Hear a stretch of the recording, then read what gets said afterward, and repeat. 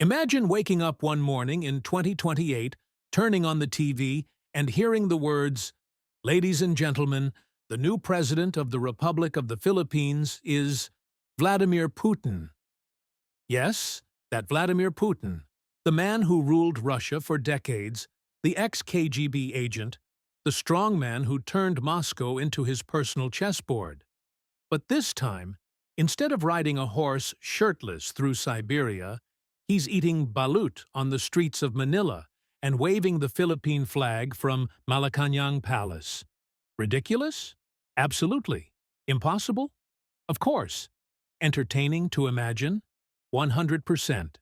So let's dive into the alternate timeline where Putin trades vodka for Halo Halo and the Kremlin for Intramuros. By 2028, the Philippines is at a political crossroads.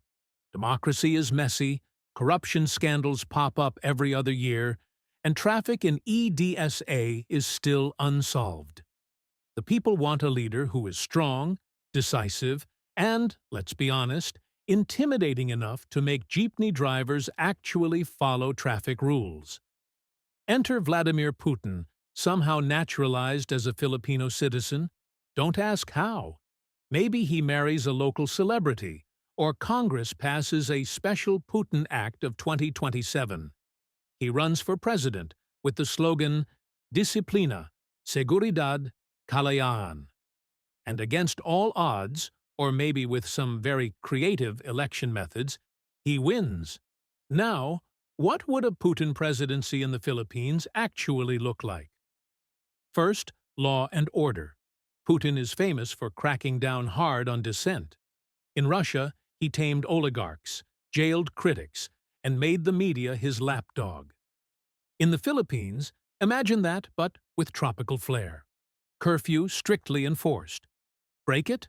Expect to do push-ups in the streets, or worse. Media outlets that criticize him would suddenly lose their licenses.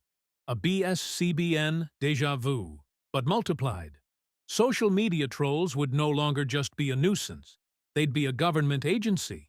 Next, infrastructure and economy. If there's one thing Putin loves, it's massive projects to show power. In the Philippines, he'd likely build a super military base in Palawan, facing the South China Sea. He'd construct giant statues of himself in every city. Jose Rizal, move over. And he'd demand an underground metro system in Manila, built not in 30 years, but in 3, using Russian engineers. The catch? Much of the funding might come from Russian oligarchs or shady state deals. Corruption wouldn't vanish. It would just wear a different accent.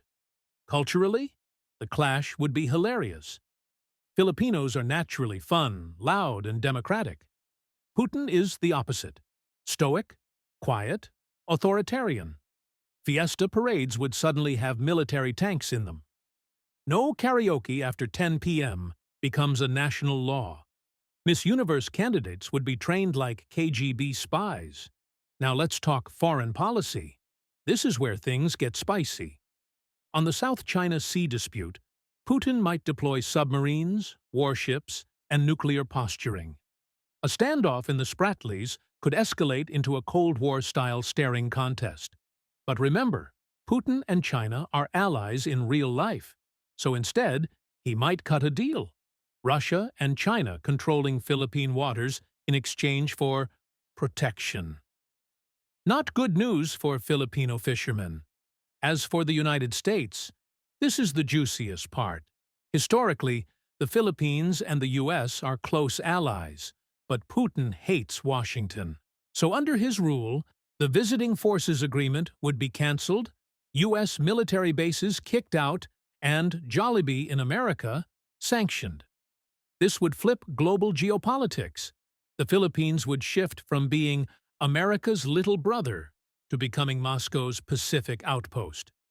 Imagine U.S. aircraft carriers circling while Russian warships dock in Manila Bay. And ASEAN, other Southeast Asian leaders would be confused. Singapore, Malaysia, and Indonesia would keep their distance. Vietnam might quietly cheer, since they also dislike China's dominance. But the Philippines would suddenly look like the unpredictable cousin at the ASEAN reunion. So, what about ordinary Filipinos under Putin? Let's zoom in. Education would be reshaped. History books rewritten to show Putin as a global hero. Rizal, Bonifacio, and Putin? Sports would change too. Basketball replaced by judo and ice hockey, with Gilas Pilipinas suddenly training on ice rinks. Food culture would shift. Russian dumplings at Jollibee, adobo served with vodka shots, and entertainment? Soap operas banned for being too emotional. Instead, state-run TV shows about heroic spies. But Filipinos are resilient. Even with strict rules, you can't kill the humor. Expect underground memes about Putin's accent, Putin trying Halo Halo, or Putin getting roasted by Vice Ganda. Fast forward to 2034. After 6 years of Putin in power, the Philippines would have the strongest military in Southeast Asia, but its economy would be strained. Democracy would be essentially frozen. Elections more like performances than real contests. Corruption wouldn't disappear. It would just wear a new uniform.